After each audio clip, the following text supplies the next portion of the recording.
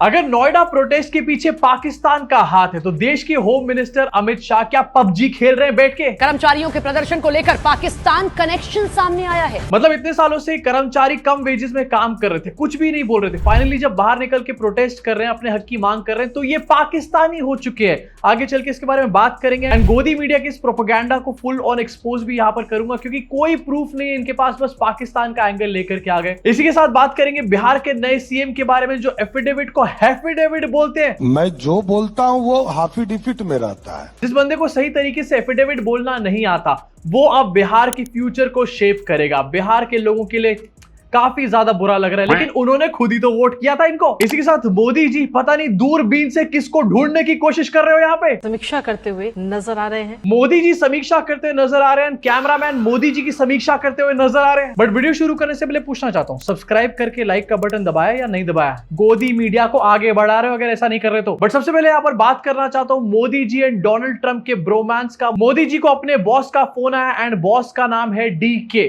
Donald Kumar. तुम्हें क्या लगा बॉस डीके है? एंड मोदी जी ने डोनाल्ड ट्रंप से बोला हमारी जनता को आपसे प्यार है। अबे कौन सी जनता की बात कर रहे हो? डोनाल्ड ट्रंप की वजह से पूरे वर्ल्ड में एक इकोनॉमिक क्राइसिस आई हुई है, क्रूड ऑयल की क्राइसिस आई हुई है, और यहाँ पर मोदी जी कह रहे हैं हमारी जनता को आपसे प्यार है। जनता तो छोड़ दो, पिछले 15 दिनों से मोदी जी के अपने भक्त भी यहाँ पर डोनाल्ड ट्रंप को गाली दे रहे हैं। मोदी जी अपने भक्तों के ट्वीट भी नहीं पढ़ते, इसका मतलब। इनफैक्ट ट्वीट करके यहाँ पर डाला गया, received a call from my friend president Donald Trump. Received a call from my friend Donald Trump. Modi ji कैसा फ्रेंड है आपका जो इंडिया की ऐसी तैसी करने पर तुला हुआ है? डोनाल्ड ट्रंप की वजह से स्ट्रेट ऑफ हॉर्मुज बंद है, और स्ट्रेट ऑफ हॉर्मुज बंद होने की वजह से क्रूड ऑयल के प्राइसेस ऊपर जा रहे हैं। क्रूड ऑयल के प्राइसेस ऊपर जाने की वजह से इन्फ्लेशन तेजी से बढ़ रही है, इसके साथ ही रुपए की वैल्यू गिरती चली जा रही है। लेकिन मोदी जी के फ्रेंड है डोनाल्ड ट्रंप। इसी के अलावा न्यूज में भी बताया कि 40 मिनट तक दोनों की बात चली है। डोनाल्ड ट्रंप ने भी कहा है कि we all love you. Modi ji ने बहुत मेहनत करी है, 40 मिनट तक ग्रेट हैरेसमेंट, सपना सपना सवरना। इनफैक्ट 40 मिनट तक करना कोई छोटी बात नहीं है। एंड सोशल मीडिया पे पता है लोग इसके बारे में क्या कह रहे हैं? He is not your friend, he is your master, you are his puppet. क्या क्या बोल रहे हैं लोग? मोदी जी कठपुतली है। अब मोदी जी ने तो अपना माय फ्रेंड डोनाल्ड ट्रंप फिर से यहां पर कर दिया, लेकिन 2 दिन पहले डोनाल्ड ट्रंप ने अपने ट्रूथ सोशल पे एक आर्टिकल पोस्ट किया था, जिस आर्टिकल में एक पैराग्राफ है, मैंने आपको दिखाया भी था उस वीडियो में। इसमें लिखा हुआ है कि इंडिया और चाइना की ऑयल सप्लाई काटने की बात यहां पर करी गई थी। इमेजिन करो, डोनाल्ड ट्रंप हमारे देश की ऑयल सप्लाई काटने की बात कर रहा है यहां पर। दूसरी तरफ मोदी जी उसको अपना फ्रेंड बता रहे हैं। मोदी जी आपके दोस्त हमारे देश को प्रॉब्लम में डाल रहे हैं, इसका मतलब। अब मोदी जी तो ट्रंप और नेतन्याहू के आगे बिछे हुए हैं पूरी तरीके से, एंड ये इस पोस्ट से नजर आ रहा है। लेकिन और वर्ल्ड लीडर्स हैं, इनफैक्ट मोदी जी के अपने फ्रेंड्स हैं, जॉर्जिया मेलोनी, ये डोनाल्ड ट्रंप को भी कॉल आउट कर रही है, एंड साथ में नेतन्याहू को भी लाल आंख दिखाई जा रही है। जॉर्जिया मेलोनी ने अनाउंसमेंट करी है of suspension of military cooperation and defence agreement with Israel. यानी कि इटली और इजराइल के बीच में अब कोई भी मिलिट्री कॉपरेशन और डिफेंस अग्रीमेंट अब नहीं है, सस्पेंड कर दिया गया विद इमीडिएट इफेक्ट। लेकिन फिर भी यहां पर सपना सपना सवरना ग्रेट हैरेसमेंट चल रहा है। इनफैक्ट अब तो हमारे देश की गवर्नमेंट को इसको रियलाइज कर लेना चाहिए। लोग सड़कों पर इस टाइम पर उतरे हैं, एंड मैं यहां पर नोएडा प्रोटेस्ट की बात कर रहा हूं। नोएडा में पिछले 5 दिन से वहां के वर्कर्स प्रोटेस्ट कर रहे हैं। 40,000 वर्कर्स मिलकर अलग अलग जगहों पर प्रोटेस्ट कर रहे हैं, एंड इनमें से 300 लोगों को इस टाइम पर अरेस्ट भी कर लिया गया है। 100 लोगों को डिटेन करके उनसे क्वेश्चनिंग करी जा रही है, एंड ये सिर्फ इसलिए प्रोटेस्ट कर रहे हैं क्योंकि महंगाई बहुत तेजी से बढ़ रही है एंड इनकी वेजेस नहीं बढ़ रही हैं। बहुत सारी ग्राउंड रिपोर्ट्स है जहां पर नोएडा के वर्कर्स बता रहे हैं कि उनकी सैलरी 11 से 15,000 के बीच है। सोचो, जहां पर सिलेंडर इस टाइम पर 4-4 हजार रुपए का मिल रहा है, वो भी ब्लैक में, और कई लोगों को वो भी नहीं मिल रहा, वहां पर 11,000 रुपए की सैलरी कोई अपना घर, अपने बच्चों को कैसे पाल सकता है इसमें? लेकिन हमें इससे फर्क नहीं पड़ता। माय फ्रेंड डोनाल्ड ट्रंप का फोन आ गया मित्रों। अब नोएडा में प्रोटेस्ट तो चली रही, इसके बीच में गोदी मीडिया ने यहाँ पर पाकिस्तान का गाना गाना शुरू कर दिया। मतलब जब इनके हाथ से बात निकल जाती है तो इसके पीछे पाकिस्तान का एंगल निकल आता है। गोदी मीडिया के एंकर्स की सैलरी 10 साल तक मत बढ़ाओ, उसके बाद अगर ये सड़क पे निकले तो इनको भी पाकिस्तान का एजेंट ही बुला देना। रुक करते हैं और बात नोएडा की करते हैं। कर्मचारियों के प्रदर्शन को लेकर पाकिस्तान कनेक्शन सामने आया है। बताया जा रहा है कि पाक हैंडलर के इशारों पर गाड़ियों को जलाकर दंगा और हिंसा भड़काने की साजिश रची गई थी। पाक हैंडलर के इशारे पर गाड़ियों को जलाने की और हिंसा भड़काने की यहां पर साजिश करी गई थी। ये पूरी बात इन्होंने बताई है, लेकिन एक बार भी ये नहीं बताया कि ये कौन बता रहा है कि पाकिस्तानी हैंडलर ने ये सब कुछ किया या फिर पाकिस्तान की साजिश है इसके पीछे। एक बार भी इसका कोई प्रूफ नहीं दिया गया। इनफैक्ट मैडम ये कह रही कि बताया जा रहा है, बताया। अरे कौन बता रहा है ये तो बता दो, आप ही बता दो। अभी कोई छोटा मोटा चैनल नहीं है, अंबानी इसका ये चैनल है न्यूज 18, एंड इसके ऊपर ऐसी फर्जी रिपोर्ट्स बना के डाली जा रही हैं जिसका कोई बेस यहां पर नहीं है। लोग अपने हक की मांग कर रहे हैं, इसको पाकिस्तान यहां पर नजर आ रहा है। इनफैक्ट एक और भी भाई साहब है यहां पे। लेकिन इस प्रदर्शन के पीछे साजिश की भी आशंका जताई गई। पुलिस सूत्रों के मुताबिक नोएडा में तोड़फोड़ और आगजनी के पीछे पाकिस्तान का हाथ होने का शक जताया गया। अब नोएडा की पुलिस ने यहां पर यह कहा है कि आउटसाइडर्स का हाथ हो सकता है इसके पीछे एंड यहां पर एक कॉन्स्पिरेसी हो सकती है। ये हर प्रोटेस्ट में देखने को मिलता है। जब रियल प्रोटेस्टर्स प्रोटेस्ट कर रहे होते हैं तो कुछ लोग कॉन्स्पिरेसी वहां पर करते हैं एंड कई बार प्रोटेस्ट में इन्फिल्ट्रेशन होती है, लेकिन उसके बेसिस पे ये कह देना कि सारे प्रोटेस्टर्स यहां पर पाकिस्तानी है, ये कहीं का भी लॉजिक नहीं। इनफैक्ट नोएडा की पुलिस आउटसाइडर्स कह रही है ये पाकिस्तानी एंगल ढूंढ करके लेकर आ गए। इनफैक्ट नोएडा की अथॉरिटीज यहां पर सीसीटीवी फुटेज को खंगाल रही है लोगों को आइडेंटिफाई करने के लिए, आउटसाइडर्स को आइडेंटिफाई यहां पर करने के लिए, लेकिन इसमें पहले से ही रूल आउट कर देना कि इसमें तो पाकिस्तान का हाथ है, ये कहां की समझदारी है। ऐसे तो कल को कोई और अपनी सैलरी की मांग लेकर के बाहर आएगा, वो भी पाकिस्तानी बन जाएंगे। मतलब सरकार और अमीरों की हाँ में हाँ मिलाते रहो तो तुम बहुत अच्छे इंसान हो, लेकिन जिस दिन तुमने सरकार या फिर इंडस्ट्रियलिस्ट से सवाल पूछ लिया तो तुम हो जाओगे पाकिस्तानी सर्टिफाइड। एंड ये वही लोग हैं जो हो सकता है कभी मोदी जी और योगी जी को वोट भी करते हो। एंड इसके अलावा भी मीडिया कैसी कैसी बकलोली यहाँ पर कर रहा है। नोएडा हिंसा के पीछे पाकिस्तान का हाथ, बड़ा खुलासा। नोएडा हिंसा पर सबसे बड़ा खुलासा, आई नई सीसीटीवी तो ये है मास्टरमाइंड, भड़के योगी दे दिया ऑर्डर। नोएडा प्रदर्शन का पाकिस्तान कनेक्शन आया सामने,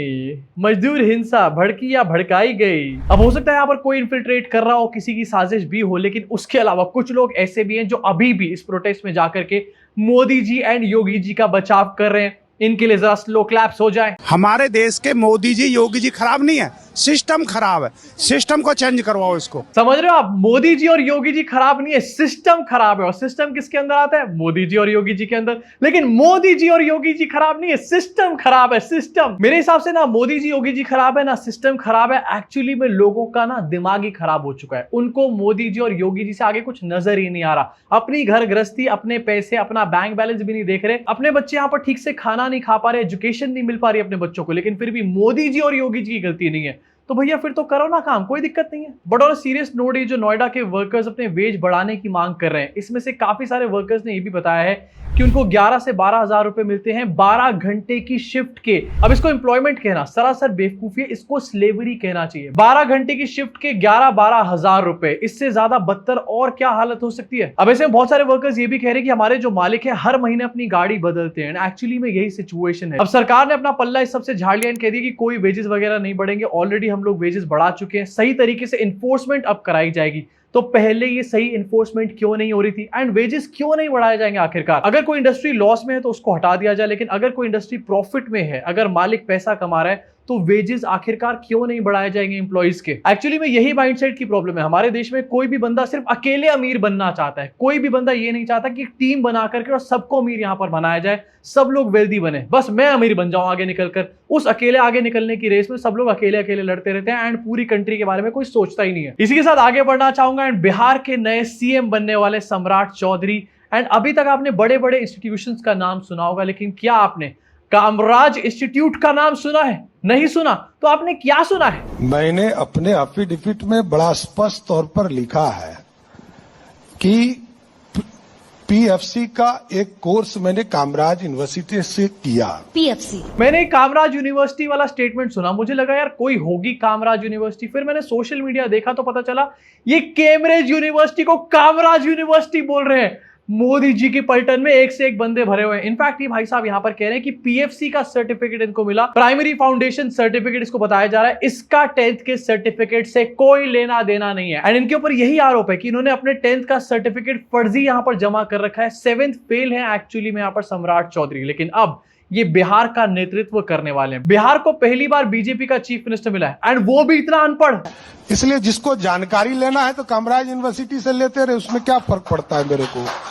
नहीं ये तो मेरा अरे सर वही तो प्रॉब्लम है, ये कामराज यूनिवर्सिटी मिलेगी कहां, इससे जानकारी कैसे ले? इसके बारे में तो जानकारी ले ले पहले। मेरा दायित्व है, मैं लिख के देता हूँ, एफिडेविट करता हूँ।